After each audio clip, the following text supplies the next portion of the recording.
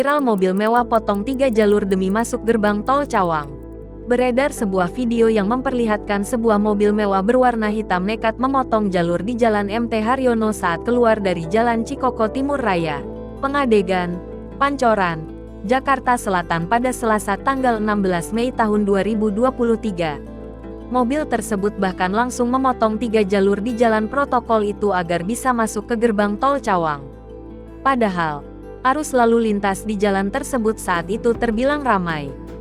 Sejumlah pengendara mobil terpaksa melambatkan laju demi memprioritaskan si pengendara mobil yang melanggar aturan. Mobil mewah itu pun langsung mengambil jalur paling kanan untuk masuk ke gerbang tol Cawang. Video mobil mewah potong 3 jalur itu pun diunggah oleh akun @adriansyahyasin. Dalam unggahannya, ia menyindir tindakan si sopir tersebut yang dapat membahayakan pengendara lain. Namun, ada juga akun yang berkomentar bahwa banyak pengendara lain yang melakukan tindakan serupa.